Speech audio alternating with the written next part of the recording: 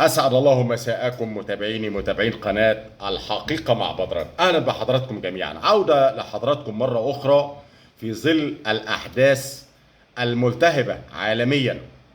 يا ترى كلنا عارفين الوضع الروسي الأوكراني وأمريكا والغرب ومحاولة تحجيم روسيا من قبل الغرب ومنع الدول الأفريقية والآسيوية وأغلب الدول العالمية من التعامل الشراء والبيع والاستيراد والتصدير إلى روسيا. أنت يا رئيس المصري عبد الفتاح السيسي، أنت واخدنا على فين؟ روسيا إيه اللي حضرتك مسافر حاليا في ظل هذا الوضع الملتهب؟ إحنا مش ناقصة عقوبات غربية، مش ناقصة نقول غضب غربي على مصر. غضبوا علينا قبل كده، ابتدعوا او ابتكروا وخططوا لثورة 2011. سيناء بقت مأوى للإرهاب، والجيش المصري مات منه كتير جدا من الشهداء بسبب غضب الغرب. سد النهضة بسبب غضب الغرب وضغوطها على مصر. ليبيا وتركيا واحتلال ليبيا لتركيا والخط الأحمر المصري، ده غضب غرب يا ريس. انت حضرتك واخدنا على فين؟ ده يا حضرات أغلب حديث مواقع التواصل الاجتماعي والقنوات المغرضة والقنوات العالمية هذه الفترة. ليه؟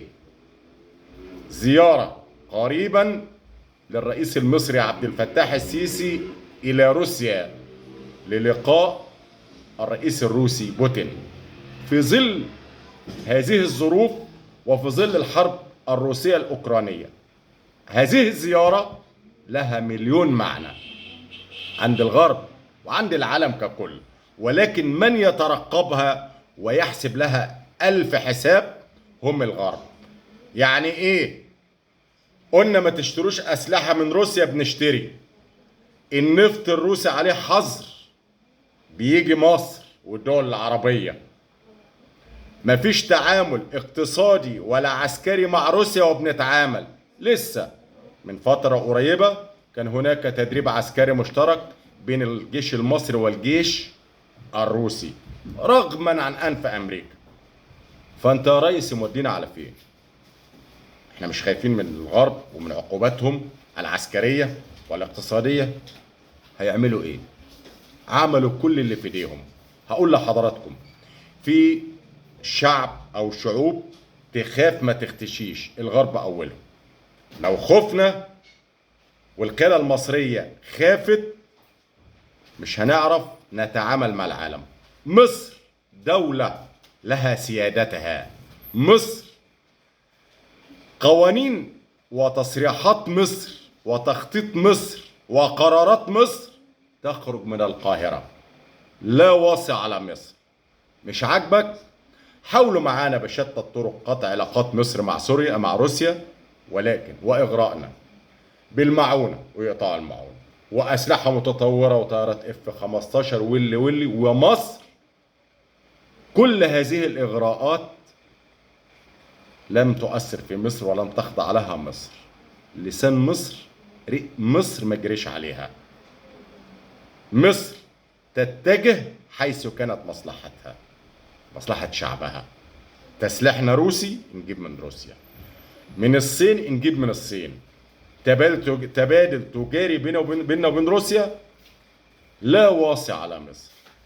الرئيس الوحيد العربي الوحيد، مش هقول على مستوى العالم، لان كان من فترة رئيس الصين هناك في روسيا. الرئيس العربي الوحيد اللي هيزور روسيا ويلتقي ببوتين في ظل الظروف القاسية وفي ظل تحريض وغضب غربي للتعامل مع روسيا. وتم الإشارة إلى مصر أكثر من مرة إلى منع التعامل مع روسيا في استيراد وتصدير وأسلحة وخلافه وإلى آخره. ولكن مصر دولة قوية.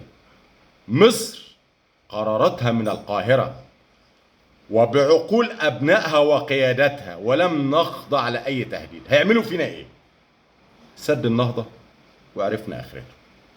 والقوات المسلحة المصرية في لحظة هتعمل اللي هي عايزاه فيه. السودان لن تنجر مصر إلى حرب، ومعروف إن حرب السودان قامت بسبب جر الجيش المصري، هدف جر الجيش المصري لإنهاكه في صحراء سيناء الشاسعة وإضعاف الاقتصاد، وبعد ذلك فرض عقوبات على مصر.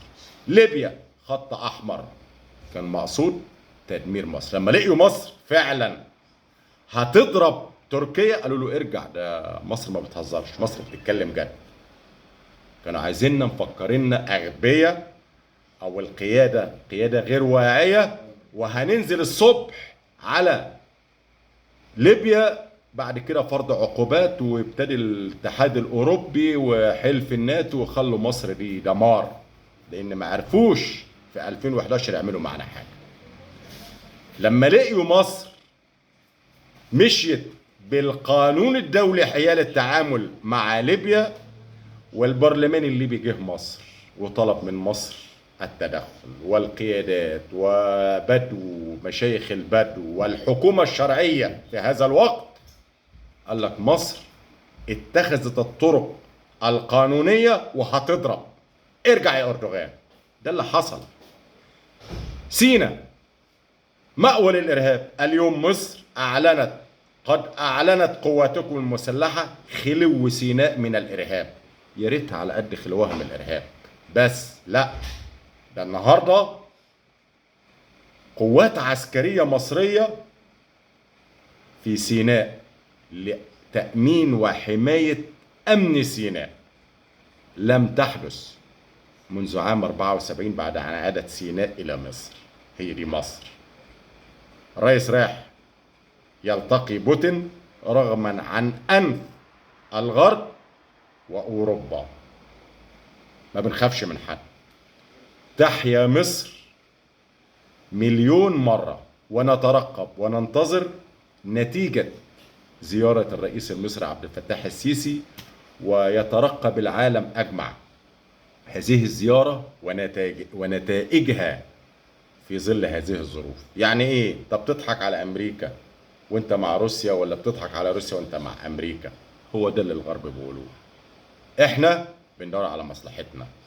إحنا المصريين مصر قادمة وبقوة. اللي بعض الدول أو الدويلات اللي اتكلمت في حق مصر وعايرت مصر وطردت العمالة الأجنبية، لولا مصر مش كان هيبقى لكم تواجد.